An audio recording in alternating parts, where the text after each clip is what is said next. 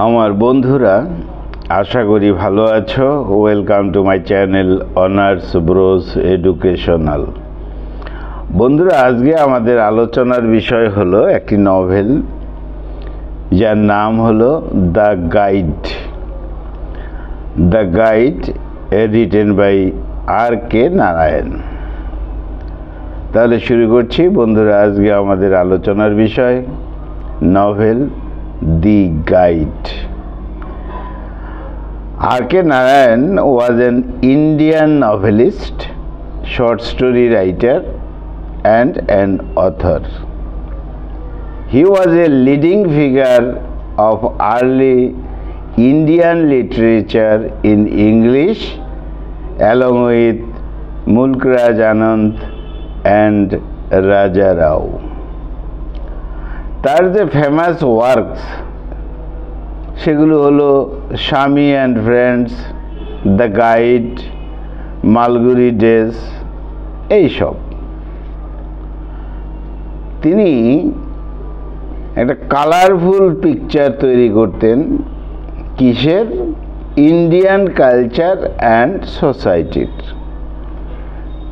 তার যে লেখা অর্থাৎ his writings capture the soul of Indian life with humor, wit, talent, and insight. He was awarded with the Padma Bhushan and Sahitya Academy Award in the field of literature. তাহলে বন্ধুরা, এই নভেলের setting রাখা হয়েছে, এটা একটা fictional town of Malguri in southern India. এই নভেলটির মধ্যে আমরা রাজু নামে এক ক্যারেক্টার পাব, যথেষ্ট smart, charming and carefree young man. এই Raju becomes a spiritual guide in his eventful life. বিচিত্র জীবন ছিল এই রাজুর। শেষ পর্যন্ত দেখা গেছে যে এই রাজু একজন স্পিরিচুয়াল গাইডে পরিণত হয়, অর্থাৎ সাধু সন্ত হয়ে যায়। এই রাজু বাস করত মালগুড়ি গ্রামেই তার বাবা মার সাথে। যথেষ্ট সিম্পল, ওপেন মাইন্ডেড ছেলে সে। সবার সাথে ফ্র্যাঙ্কলি ফ্রিলি কথা বলতে ভালোবাসত। আর এই রাজুর একটা পাওয়ার ছিল যে যার সাথে কথা বলতো তাকে প্রভাবিত করতে পারত, ক্যাপটিভেট করতে পারত। যাই হোক, এইভাবে রাজু পপুলার হয়ে যায় as a tourist guide of Malguri railway station. লক্ষ্য করা যাবে যে এই রাজুর একটা নিকনেম ছিল রেলওয়ে রাজু। যাই হোক, তার জীবনের টার্নিং পয়েন্টে এই রাজুর সাথে দেখা হয় একজন ট্যুরিস্ট, একজন লেডি অর্থাৎ বিউটিফুল ওমেন রোজির সাথে। রোজি, আর এই রোজি হলো মিস্টার মার্কোর ওয়াইফ, একজন আর্কোলজিস্ট। যাই হোক, এই রাজুর সাথেই কিন্তু এই রোজির ভালোবাসাবাসি হয়, ভালো সম্পর্ক, ভালো বন্ধুত্ব হয়। এই রাজু বিকামস হার ডান্স অর্গানাইজার। এই রোজি তো একজন ডান্সার ছিল, তাই তার ডান্স অর্গানাইজ করে। রাজু এতটাই তাকে ভালোবাসত যে তার নাম দিয়েছিল নলিনী, অর্থাৎ রোজি নলিনী হয়ে গেল। আন্ডার রাজুস গাইডেন্স এই রোজির যে ডান্সিং ক্যারিয়ার যথেষ্টভাবে উন্নত হয়। এবং রোজি বিকামস ফেমাস, হয়ে গেল বিখ্যাত। আর রাজু অ্যান্ড রোজি দুজনে ফর্ম এ ক্লোজ বন্ড, ভালো বন্ধু হয়ে গেল। তাদের যে রিলেশনশিপ, এটা যথেষ্ট স্মুথলি চলে না, পরে কমপ্লিকেটেড হয়ে যায়, জটিল হয়ে যায় এই রোজির হাজব্যান্ডের জন্য, স্বাভাবিক কারণেই। এই রোজির তো নেম ফেম বৃদ্ধি পেতে থাকে, আর এতে রাজুর যথেষ্ট ভূমিকা, আর রাজুর যে ভূমিকাটা যথেষ্ট সিগনিফিক্যান্ট ছিল, যথেষ্ট গুরুত্বপূর্ণ ছিল। যাই হোক, রাজু শেষ পর্যন্ত বিকামস এ ম্যানেজার, রোজির ম্যানেজার হয়ে যায় বোথ পার্সোনাল অ্যান্ড প্রফেশনাল লাইফে।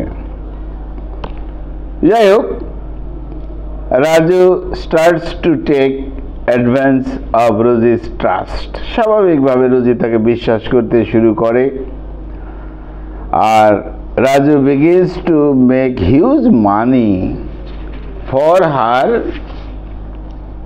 পারফরমেন্সেস। রোজি ডান্স পারফরমেন্স করতো, তার থেকে যথেষ্ট অর্থ আসতো, আর সেইভাবেই এই রাজু সেও অর্থের মালিক হয়ে গেল, অর্থাৎ রাজুর জীবনে একটা চেঞ্জ আসতেও শুরু করলো। যাই হোক, সিম্পল রাজু একটু অন্যরকম হয়ে গেল।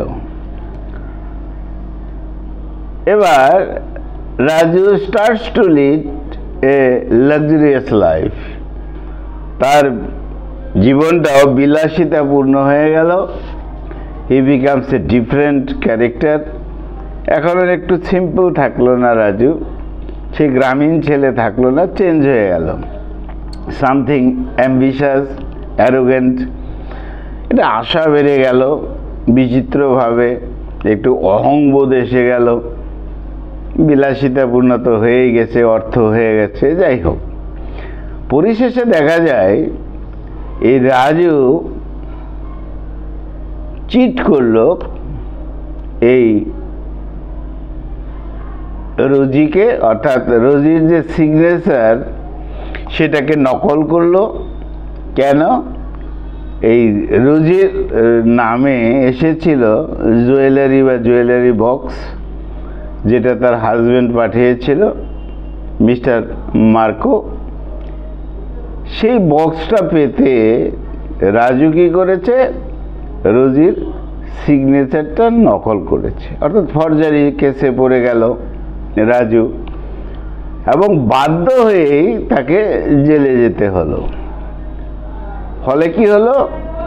তাদের যে relationship of Rosie and Raju is over. স্বাভাবিক, বিশ্বাস হারিয়ে গেল, বিশ্বাসঘাতকতার স্বরূপটা বোঝা গেল রাজুর, এবং সেইভাবে তাদের রিলেশনশিপটাও শেষ হয়ে গেল। যাই হোক, হোয়াইল ইন প্রিজন, যখন জেলখানায় ছিল রাজু তখন রিয়েলাইজ করে, বুঝতে পারে the error of his life, তার জীবনে কি ভুল হয়েছিল, এবং he starts to change his life style. Raju জেলখানাতে বসে বসে তাকে নিজেকে চেঞ্জ করলো আর কি, স্বাভাবিক। He understands his betrayal to Rosie. রোজির সাথে যে বিশ্বাসঘাতকতা করেছিল সেটা যথেষ্টভাবে উপলব্ধি অনুভব করতে পারলো রাজুর মধ্যে একটা চেঞ্জ এসে গেল। এভাবে আফটার 2 years, 2 বছর পর, কমপ্লিটিং হিজ ইমপ্রিজনমেন্ট, যখন তার জেলবন্দি অবস্থাটা শেষ হয়ে যায়, Raju returns to Mangal village. জেলখানার থেকে সে, ইচ্ছা ছিল মালগুড়ি শহরে যাবে, কিন্তু তার আগে সে মঙ্গল ভিলেজ নামে এক গ্রামে গিয়ে পৌঁছে গেল। আর Raju looks like a stranger, একজন আগন্তুকের মতো মনে হয়েছিল রাজুকে, সাধুর মতন মনে হয়েছিল, holy man with his long hair, লম্বা লম্বা চুল হয়ে গেছে, অ্যান্ড বিয়ার্ড, দাড়ি হয়ে গেছে, এই জন্য। Raju is going to lead an ordinary life. Raju চেয়েছিল সাধারণভাবে জীবন কাটাবে, কিন্তু আনউইলিংলি একটা ঘটনা ঘটে গেল। Raju becomes a spiritual guide হয়ে গেল, according to the belief of the common villagers of Mangal. ওই মঙ্গল যে গ্রাম, সেই গ্রামের লোকজন তাকে সাধু বলে মনে করলো। Raju decide to stay. Raju তখন স্থির করেছিল যে সে থাকবে in an old temple at Mangal village. ওখানে একটা পুরনো মন্দির আছে, সেখানে সে থাকবে। যাই হোক, এবার রাজু জানতে পারলো ঘটনা চক্রে হি লার্নস ফ্রম মণি। মণি হলো ফার্স্ট সেক্রেটারি অফ রাজু। তার থেকে জানতে পারলো যে এই Rosie has settled in Madras and is doing well. Raju যখন জেলখানায় গেছে, বন্দিদশায় ছিল, তখন রোজি কি করেছে? মাদ্রাসে গিয়েছে এবং সেখানে শি ইজ ডুইং ওয়েল, করছে, তার পারফরমেন্স কাজ ইত্যাদি করছে। যাই হোক, এমন সময় কি হয়েছে, একটা সিম্পল ভিলেজার, ভিলান যার নাম, সে কি করেছে? রাজুকে দেখে, তার দাড়ি চুল ইত্যাদি দেখে, টেকিং টু রেস্ট। রাজু তখন বিশ্রাম নিচ্ছিল কোথায়? একটা জরাজীর্ণ জায়গায়, নিয়ার দ্য রিভার, নদীর পাশে। যেন একটা হলিম্যান, পবিত্র মানুষ, সাধু মানুষ মনে করেছে। কে? এই ভিলান। রাজু তখন এই লোকটাকে, অর্থাৎ ভিলানকে বলল, he is not a Holliman. তুমি যেভাবে উৎসাহী উৎসুক দৃষ্টিতে তাকিয়ে আছো, আমি তো একজন অর্ডিনারি মানুষ, নট এ হলিম্যান। আমি পবিত্র নই, মানে পবিত্র মানুষ নই, সাধু মানুষ নই, কমন ওয়ান, একটা সাধারণ মানুষ আমি। কিন্তু এই ভিলান টেলস হিম, ভিলান তখন বিশ্বাস করে ফেললো নিজে নিজেই, নিজের প্রবলেম বলতে শুরু করলো। এবং তার যে একটা সিস্টার ছিল, হাফ সিস্টার, সে এই সিস্টার বিয়ে করতে চায় না, সেই বিষয়গুলো, সেই প্রবলেমগুলো রাজুকে বলল। কেন? কারণ রাজুকে মনে করলো একজন হলিম্যান, একজন সাধু ব্যক্তি। তাই রাজুর মনে তো একটু খুশি খুশি ভাব। রাজু ইজ হ্যাপি, খুশি হলো। কারণটা হলো কি, নোবডি, অ্যাকচুয়ালি কেউ তো কথা বলতো না রাজুর সাথে, জেলবন্দি ছিল, কিন্তু এখন দেখা গেল somebody is talking to him, কেউ তো আমার সাথে কথা বলছে। একটু এনকারেজ হলো রাজু। যাই হোক, রাজুর মধ্যে একটা ম্যাচিউরিটি এসেছে, পরিবর্তন এসেছে, বোঝাই যাচ্ছে। যাই হোক, এবার রাজু চিন্তা করছে তার পাস্ট লাইফ সম্পর্কে, অর্থাৎ যে ট্যুরিস্ট গাইড হিসাবে যেমন ছিল, রোজির সাথে সম্পর্ক ছিল, এগুলো চিন্তা করে গভীরভাবে ভাবছে। এইভাবে লক্ষ্য করা গেল, খবর হয়ে গেছে 100 ভিলেজার্স, শত শত গ্রামবাসী, তারা একসঙ্গে হয়ে গেল। কেন? রাজুকে দেখতে। অর্থাৎ একজন সাধু ব্যক্তি এসেছে, এই খবরটা তো ছড়িয়ে গেছে গুজবের মতন, আর সবাই গ্রামবাসীরা দেখতে যাচ্ছে। তারা কেউ খাবার নিয়ে আসছে, গিফট নিয়ে আসছে, এবং সেই গ্রামবাসীরা তাদের যে ছেলে মেয়েদেরকে উৎসাহ দিয়েছে যে এই সাধু পুরুষের অ্যাডভাইস তোমরা শোনো। এইভাবে রাজুর নাম ছড়িয়ে পড়ল সাধু হিসাবে। যাই হোক, এইভাবে চলছে চলছে। আফটার ফিউ ইয়ার্স, কয়েক বছর পর হঠাৎ করে কি হচ্ছে, রেইন ডিসঅ্যাপিয়ার্স, বৃষ্টি হচ্ছে না ওই গ্রামে, মঙ্গল গ্রামে। এবং সেখানে ফ্যামিন, দুর্ভিক্ষ লেগে গেছে। এবং এই দুর্ভিক্ষর ব্যাপারটা নিয়ে কি হচ্ছে, কমন পিপল তো স্বাভাবিকভাবে প্রবলেমে পড়ে গেছে, দুর্ভিক্ষ, বৃষ্টি হচ্ছে না। তখন রাজু একটা মেসেজ দিল তাদেরকে, যে গ্রামবাসীরা এত আমাকে হেল্প করে, বিশ্বাস করে। রাজুর মধ্যে একটা চেঞ্জ। তখন রাজু একটা বার্তা দিয়েছে তাদেরকে, জনগণকে, যে তারা যেন এইসব নিয়ে যুদ্ধ, ওইসব নিয়ে একটা বিতর্ক প্রবলেম কমিউনিটির মধ্যে চলছিল। যাই হোক, they are not to fight in the matter of famine, দুর্ভিক্ষ নিয়ে বা বৃষ্টি হচ্ছে না এইসব নিয়ে সমস্যা যেন না হয়, তর্ক বিতর্ক না হয়। That he will not eat until they stop fighting. তোমরা যদি এই তর্ক বিতর্ক ইত্যাদির মধ্যে থাকো, যতদিন তোমরা সুস্থ না হবে, বুঝতে না পারবে, ততদিন পর্যন্ত আমি অনশন করব, শুরু করে দিল রাজু।